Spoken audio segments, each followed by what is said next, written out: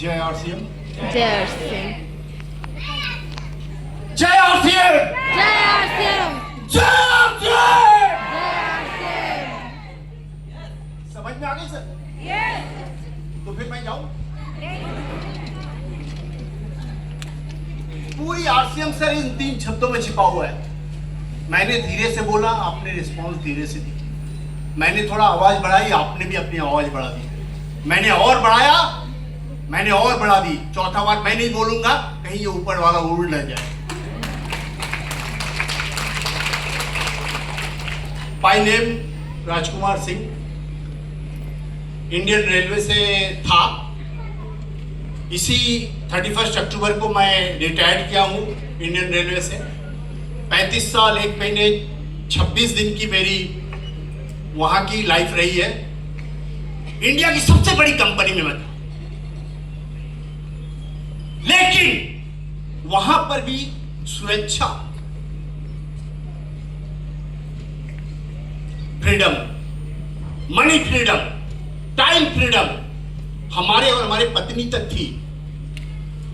लेकिन मैंने एक चीज महसूस किया, जब मुझे साइट पे कुछ करना है तो आरसीएम एक ऐसी तूफान के साथ इतनी छोटे रूप में आई, और हम 3-4 थे मालदा में। अवधेश सर ने ट्रेन से उस आरसीएम को उतार के उस प्लेटफॉर्म पे हमारे ऑफिस में बैठा के बातचीत शुरू की।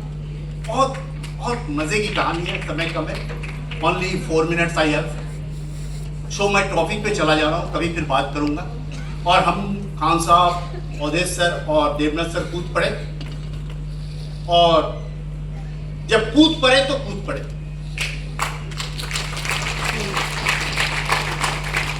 डाउट थी क्योंकि चिटफंड चलती थी बहुत उस वक्त। तो हम चारों ने अपने और कुछ साथियों को 5 को लेकर 9 भिलवाड़ा पहुंच गए, और डीसी सर के चेम्बर में जाके हम लोगों ने एक छोटी सी डिमांड की कि हमारे वहां पर एक सप्लाई सेंटर चाहिए। सर ने शुरू में कैलकुलेशन करके बोला अभी नहीं पॉसिबल, बाद में होगा। थोड़ा दुखी हुए, लेकिन पता था बाद में होगा तो होगा ही। बस तो मैं ये बताऊं, आज मैडम ने बहुत बड़ी जिम्मेवारी हम लोगों के बीच में दी है। I have only 3 minutes. उस 3 मिनट में मैं बता देना चाहता हूं कि मैम सर के इशारा को समझ के कूद पड़ी और एक कदम आगे बढ़ चुकी, और आज उन्होंने प्रॉमिस ली है कि हमारा साथ चाहिए।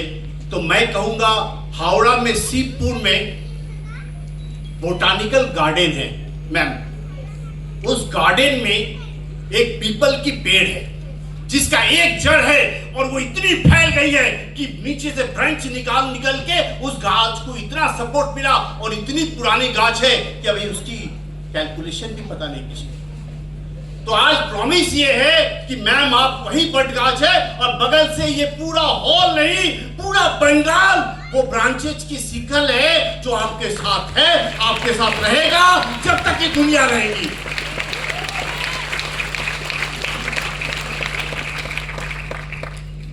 सिर्फ हम लोगों में एक कमी है, मैंने महसूस किया। मैंने कल थोड़ा सा इस पर सोचा भी, तो मैंने देखा राजा राम मोहन राय की भाभी जी को जब सती प्रथा के तहत जलाया जा रहा था, तब उनकी दिल दहल गई, और उन्होंने, ये घटना घटी थी 1811 में। उनके बड़े भाई की डेथ हो गई, और उनके साथ उनकी पत्नी की सती प्रथा के तहत जला दिया गया, या वो सिस्टम के तहत हो गया जो कुप्रथा थी। लेकिन उस दिन उन्होंने वहां प्रण किया कि मैं इस सब्जेक्ट पे स्टडी करूंगा और समाज को सुधार के, और एक दिन इस प्रथा को पूरे दुनिया से मिटा दूंगा। और 2011 से लगातार प्रैक्टिस के बाद, कोशिश के बाद, अच्छे अच्छे संस्थाओं के साथ मिलकर, और उन्होंने 1829 पे इंडिया गवर्नमेंट के गवर्नर के साथ ये करके और एक लॉ बना के सती एबोलिशन एक्ट, और पूरे दुनिया से सती प्रथा को खत्म कर दिया। ठीक उसी तरह से सैनिटरी पैड की भी कहानी है मेरे दिमाग से। उसमें सती 90% हमारी माँ बहनों को क्या पता होगा।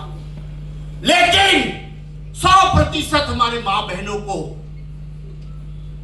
ये जो कुसंस्कार और अंधविश्वास से घिरा हुआ जो प्लेटफॉर्म हम देखते हैं, उसमें सैनिटरी पैड लेकर इतनी भ्रम और इतनी कुप्रथाएं बढ़ी हुई है कि अभी भी प्लास्टिक के ब्लैक पेपर पे उसे दुकानों से सप्लाई किया जा रहा है, अभी भी टील ऑन डेट, इतने काम के बाद। लेकिन मैडम, मैं आपसे प्रॉमिस करता हूं, पूरी दुनिया कुछ करे, हम सभी मिलकर अब मोहल्ले, गली और घर घर में जाके इस मिशन को पूरा करेंगे और ये प्रथा भी सती प्रथा जैसा बंद होगा और खुलेआम पूरी सुरक्षा के साथ हमारे माँ बहनों की सुरक्षा को देखी जाएगी।